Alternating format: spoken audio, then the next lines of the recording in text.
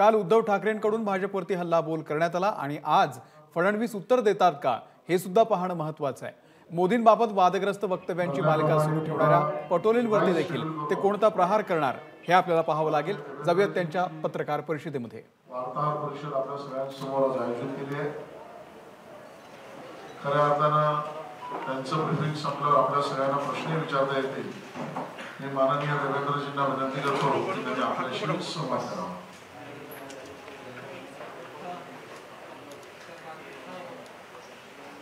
काल हिंदू हृदय सम्राट शिवसेना प्रमुख बाळासाहेब ठाकरेजी यांची जयंती होती आणि या जयंतीच्या निमित्ताने महाराष्ट्राचे मुख्यमंत्री उद्धवजी हे शिवसैनिकांशी व्हर्च्युअली बोलताना आपल्याला पाहायला मिळाले।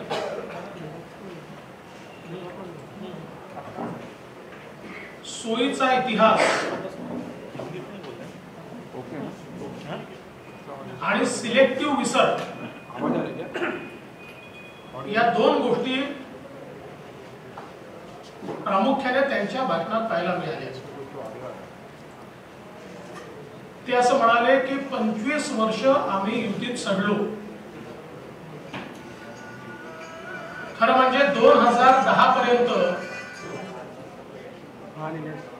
या युतीचे नेते म्हटलं तर 12 पर्यंत हे स्वतः वंदनीय बाळासाहेब ठाकरे होते। या युतीचा निर्णय त्यांनी केला होता आणि त्यांच्या हयातीत त्यांनी ही युती कायम ठेवली। याचा अर्थ बाळासाहेब ठाकरेंच्या निर्णयावर तुम्ही बोट दाखवत आहात का? भाजप सोबत शिवसेना सडत असताना बाळासाहेबांनी शिवसेनेला सडत ठेवलं असं तुमचं म्हणणं आहे का? असा सवाल आज आमच्या मनामध्ये येतोय। पण जे सिलेक्टिव्ह विसरण्याची पद्धत म्हटली जाते तेवढ्याकरता त्यांना आठवण करून देतो, तुमचा पक्ष जन्माला यायच्या आधी मुंबईमध्ये आमचा नगरसेवक होता, आमचे आमदार होते आणि 1984 साली लोकसभेची निवडणूक तुम्ही भाजपच्या चिन्हावर लढवली, शिवसेनेच्या नाही, भारतीय जनता पक्षाच्या चिन्हावर लोकसभेची निवडणूक ही शिवसेनेने लढवली। मनोहरपंत जोशी जे नंतर मुख्यमंत्री झाले ते भाजपच्या चिन्हावर त्या ठिकाणी निवडणूक लढले होते। आणि बघा काय परिस्थिती आहे, हे भाजप सोबत सडलो असं सांगतात, तर भाजप सोबत असताना हे पहिल्या क्रमांकाचे पक्ष झाले आणि भाजपला सोडल्यानंतर हे चौथ्या क्रमांकाचे पक्ष झाले, तर नेमके कोणासोबत सडले याचाही निर्णय त्यांनी केला पाहिजे। खरं म्हणजे माननीय मुख्यमंत्र्यांच्या प्रत्येक भाषणामध्ये तेच ते मुद्दे आहेत। कदाचित शिवसैनिकांना आता ते पाठ झालं असेल की ते काय बोलणार आहेत। आम्हाला हिंदुत्व शिकवू नका, राम जन्मभूमीचा आम्हीच त्या ठिकाणी होतो। कोण होते तुमचे?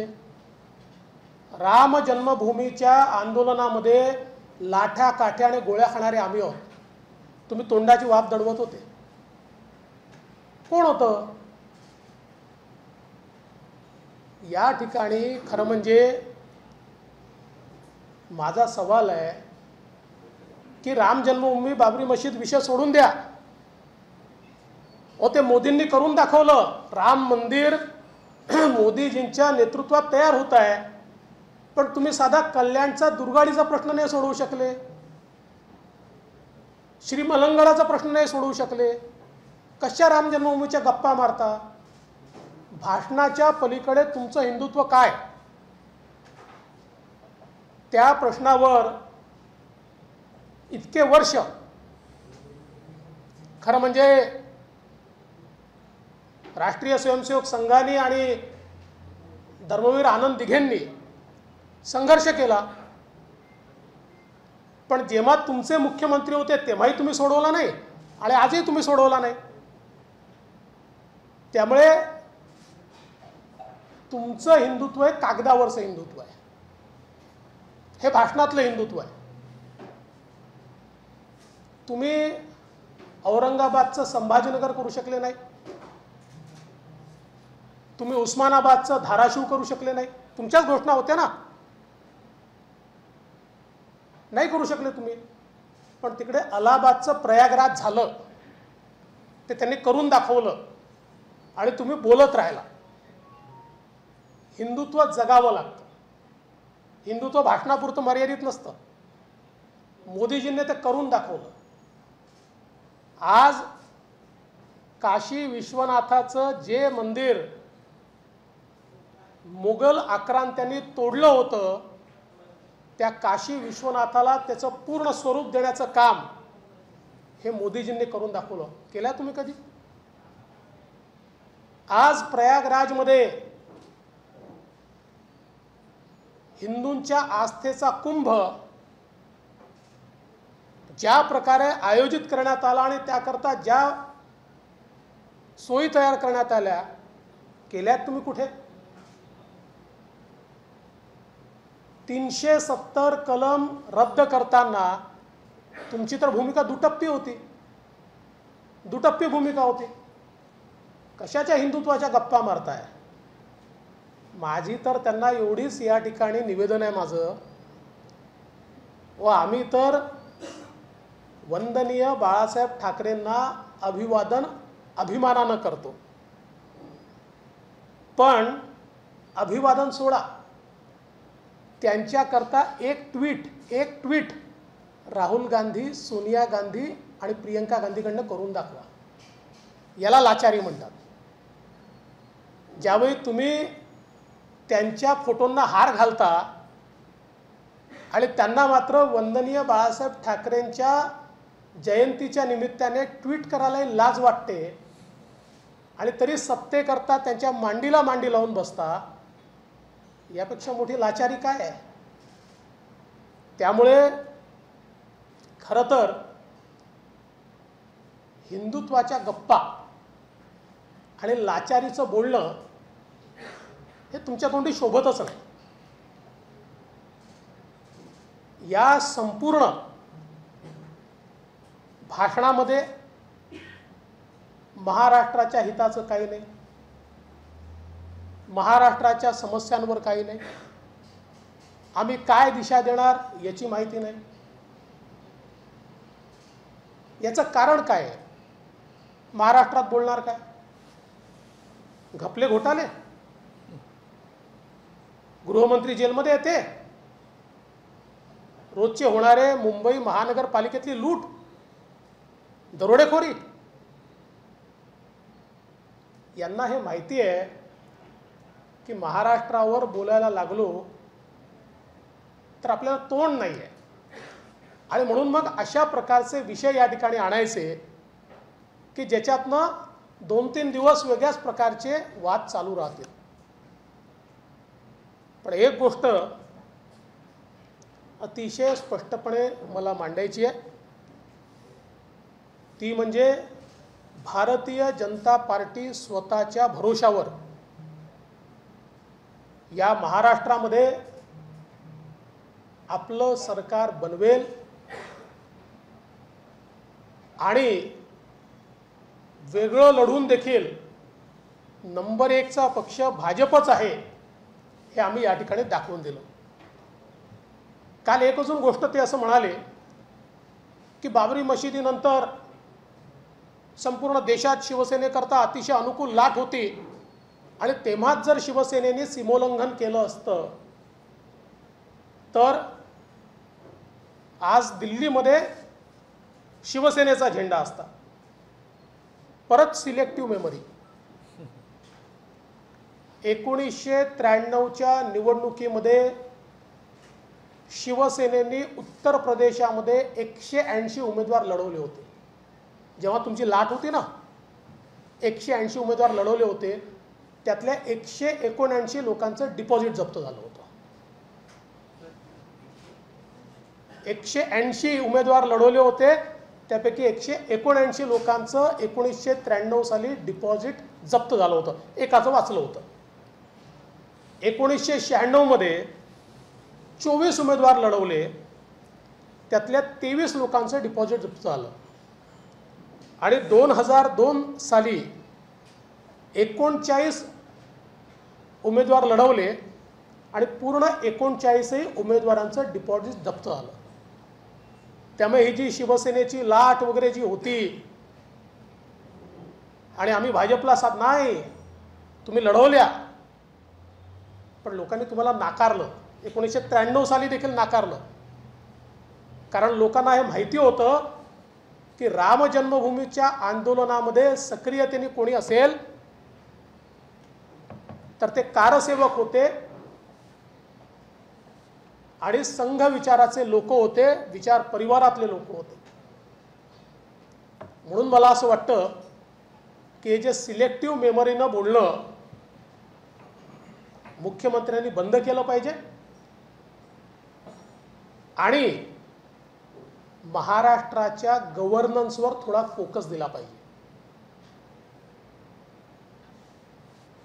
महाराष्ट्राची जी अवस्था आज होतीये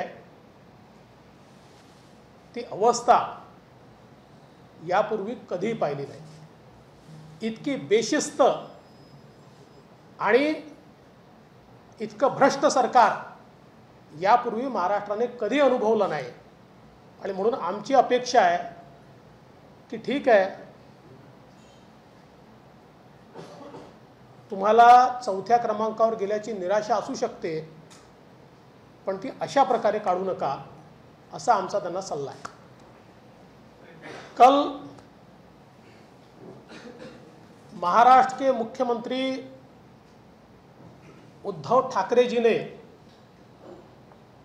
वंदनीय शिवसेना प्रमुख बाळासाहेब ठाकरे जी की जयंती पर जिस प्रकार का वक्तव्य किया है और कहा है कि बीजेपी के साथ शिवसेना 25 साल तक सड़ी, तो मैं सवाल पूछना चाहता हूं कि 2010 तक इस अलायंस के नेता बाळासाहेब ठाकरे जी थे और बाळासाहेब ठाकरे जी ने इस अलायंस को कायम रखा, तो क्या बाळासाहेब ठाकरे जी के कारण शिवसेना सड़ी? इतना ही नहीं, तो मैं उनको याद दिलाना चाहता हूं क्योंकि सिलेक्टिव मेमोरी है, उनकी पार्टी का जब जन्म भी नहीं हुआ था उससे पहले मुंबई में बीजेपी का कॉरपोरेटर था, बीजेपी में विधायक चुनकर आए. और इतना ही नहीं,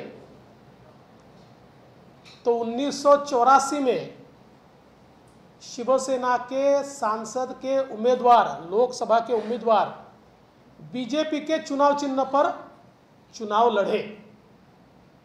तो अब कौन किसकी गोद में बैठा, ये उनको याद दिलाने की आवश्यकता है. और एक और चीज मैं याद दिलाना चाहता हूं, जब तक हमारे साथ वो थे तब तक पहले नंबर के या दूसरे नंबर के पार्टी हुआ करते थे, और हमारा साथ छोड़ने के बाद चौथे नंबर पर चले गए.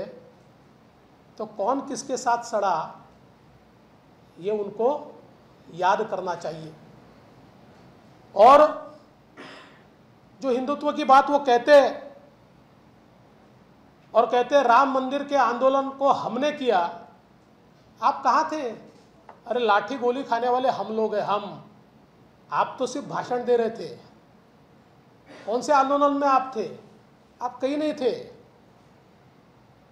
अरे वो राम जन्मभूमि का आंदोलन छोड़ दीजिए, हमारे कल्याण में दुर्गाड़ी या श्री मलंगगढ़ का भी प्रश्न अभी तक आप छुड़ा नहीं पाए। क्या राम जन्मभूमि की बात करते रहे? मोदी जी ने छुड़ा कर दिखाया। आज राम जन्मभूमि पर प्रभु श्री राम जी का मंदिर बन रहा है। हिंदुत्व ये केवल बातों से नहीं होता। काशी विश्वनाथ में मुगलों ने काशी विश्वनाथ का जो स्वरूप बिगाड़ा था उसको पुनर्स्थापित करने का काम मोदी जी के राज में हुआ है। हिंदुत्व की बात करनी है तो इसकी ओर देखना पड़ेगा। तुम औरंगाबाद को संभाजीनगर करते करते थक गए, 20 साल निकल गए, नहीं कर पाए। उस्मानाबाद को धाराशिव करते करते समय निकल गया, नहीं कर पाए। पर वहां पर इलाहाबाद का प्रयागराज हो गया और तुम भाषण करते रहे। और इन्होंने कहा कि 1992 के बाद शिवसेना की लहर थी और अगर शिवसेना देश में चुनाव लड़ती तो शायद देश पर शिवसेना का राज होता। उनकी सिलेक्टिव मेमोरी को मैं फिर एक बार बताना चाहता हूं कि आप चुनाव लड़े 1993 में, 1993 में आप उत्तर प्रदेश का चुनाव लड़े। उत्तर प्रदेश में करीब 180 सीटें आप लड़े, उसमें से 179 सीटों पर आपका डिपॉजिट जब्त हुआ। उसके बाद 1996 में, 1996 में आप 24 जगह लड़े, उसमें से 23 जगह पर आपका डिपॉजिट जब्त हुआ। और 2002 में 39 में से 39 जगह पर आपका डिपॉजिट जब्त हुआ। तो ये जरा अपनी मेमोरी को थोड़ा शार्पन कीजिए। और मैं केवल उनको इतना ही चैलेंज देता हूं, अरे वंदनीय बाला साहब ठाकरे जी के जन्म जयंती पर हम तो सिर ऊंचा करके उनका अभिवादन करते हैं, लेकिन जिनके साथ आप बैठे हो उस कांग्रेस के सोनिया जी, प्रियंका जी, राहुल जी की ओर से एक ट्वीट तो करके दिखाइए बाला साहब ठाकरे जी के लिए। एक ट्वीट, बाकी छोड़ दीजिए, एक ट्वीट तो करके दिखाइए। अरे कितने लाचार हैं आप, जिनको वंदनीय शिवसेना प्रमुख जी के जन्मदिन पर जन्मदिन का अभिवादन करने में भी शर्म आती है। ऐसे लोगों के साथ बैठकर आप हमको ज्ञान क्यों बांट रहे हैं? कुल मिलाकर कल जिस प्रकार का भाषण मुख्यमंत्री जी ने दिया है, मुझे ऐसा लगता है कि कहीं ना कहीं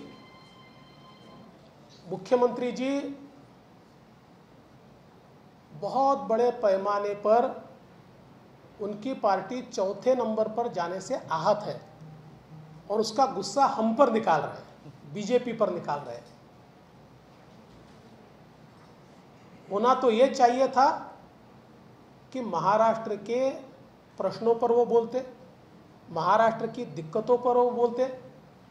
एक शब्द उसके ऊपर उन्होंने नहीं कहा, क्योंकि कहते भी कैसे, जिस प्रकार का करप्शन, जिस प्रकार की वसूली आज महाराष्ट्र में हो रही है, जिस प्रकार से मुंबई महानगर पालिका को लूटने का काम शिवसेना पार्टी कर रही है, ये सारी चीज़ें सामने आती, इसलिए उसको डाइवर्ट करने के लिए ये सारी बातें मुख्यमंत्री जी ने कही है। और मैं मुख्यमंत्री जी को इतना ही कहना चाहता हूँ, आप बोलते रहिए, हम करके दिखाएंगे। देवेंद्र जी, हिंदुत्व को लेकर के जिस तरीके से कल उन्होंने कहा कि बीजेपी का हिंदुत्व नव हिंदुत्व है, नकली हिंदुत्व है, जबकि हमारा हिंदुत्व असली हिंदुत्व है। अरे भाई, इनके पैदा होने से पहले हम हिंदुत्ववादी थे। बीजेपी इस्तेमाल करती है और उसके बाद फेंक देती है, इस तरह का गंभीर आरोप जो बीजेपी पर उन्होंने लगाया है। देखिए, मैंने पहले ही कहा कि चौथे नंबर पर पार्टी चली गई, इसकी कुंठा है उनके मन में, वो कुंठा बाहर आ रही है।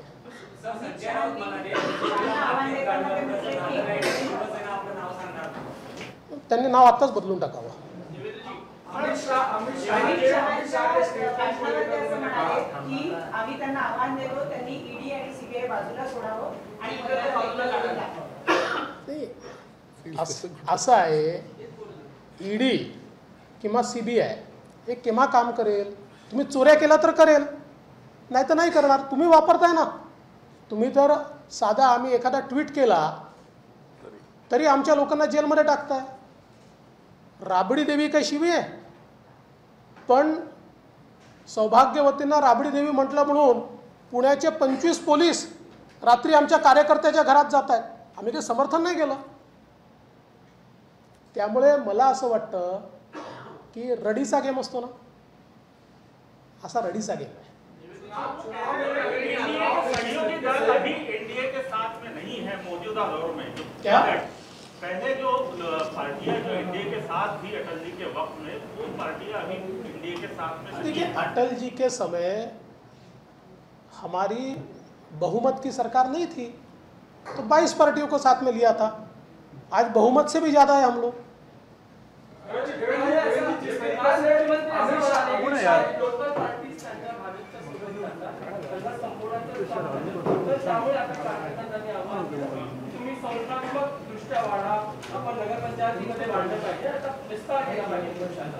नाही, खरंच आहे, त्यांच्या लक्षात आलं असेल की किती दिवस महानगरपालिका लुटून चालवायचं, त्यापेक्षा आता संस्थेत जा, असा तो त्यांचा सांगण्याचा इशारा असेल.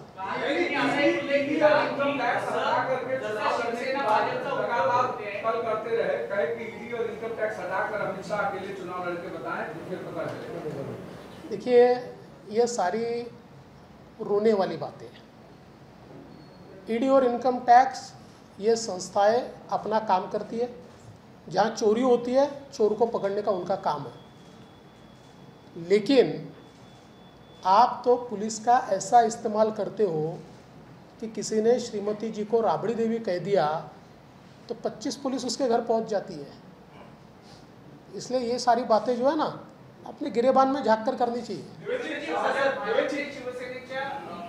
शिवसेनेला भाजपचा फायदा झाला आणि त्यामुळे शिवसेनेचे उमेदवार जिंकत आहे असं जे भाजप वारंवार म्हणते.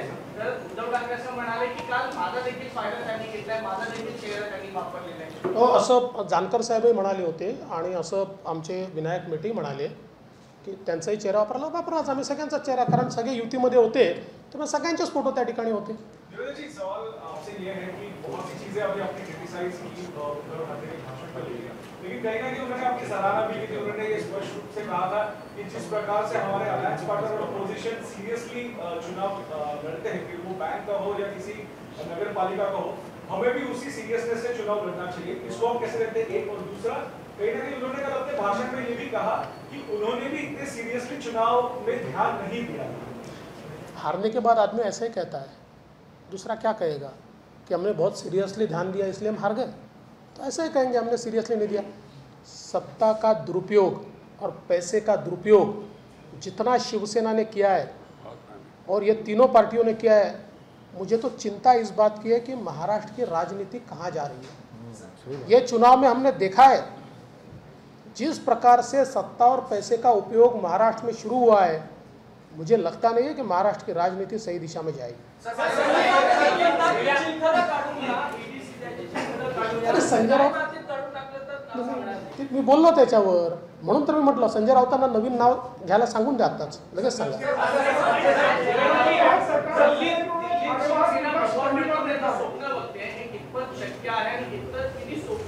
दिल्लीत भगवा फडकलेला आहे 2014 साली.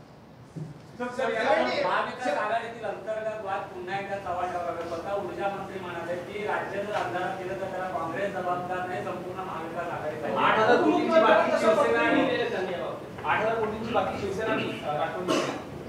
8,000 कोटींची बाकी शिवसेना म्हणजे खाते जे आहे ते शिवसेना आणि राष्ट्रवादीकडे आहे. कायम काँग्रेसकडे बोट दाखवलं तर राज्य अंधारात केलं तर सगळे जबाबदार. असं आहे की हिंदीमध्ये अशी म्हण आहे, नाच न जाने आंगन तेढा. अशी अवस्था या सरकारची आहे. नाचता येईना अंगण वाकडे अशी अवस्था आहे. यांना सामान्य माणसाशी गरिबाशी काही घेणं देणं नाही आहे. जेवढा यांचा भ्रष्टाचार चालला ना तेवढा जरी थांबवला तरी वीज मंडळाचं डेफिसिट संपेल.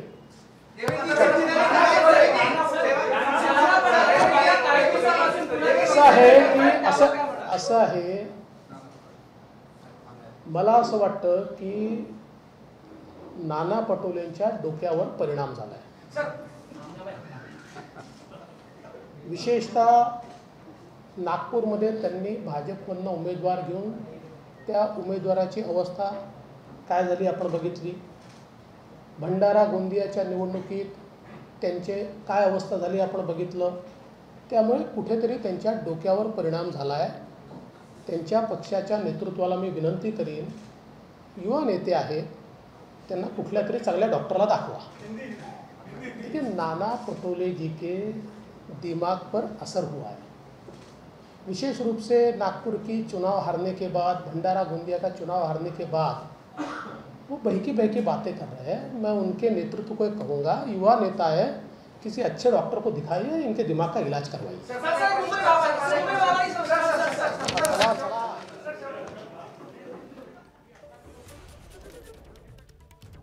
तर विरोधी पक्षनेते देवेंद्र फडणवीस यांनी उद्धव ठाकरे यांच्या भाषणावरती जोरदार हल्लाबोल केलेला आहे आणि नाना पटोले यांच्या डोक्यावर परिणाम झालाय असं फडणवीस यांनी म्हटलेलं आहे. नाना पटोले यांनी मोदींबद्दल जे आक्षेपार्ह वक्तव्य केलेलं आहे, काल दुसऱ्यांदा आक्षेपार्ह वक्तव्य केलं आणि त्यानंतर एका वाक्यामध्ये आता देवेंद्र फडणवीसांनी आपली प्रतिक्रिया दिलेली आहे की नाना पटोले यांच्या डोक्यावरती परिणाम झालाय.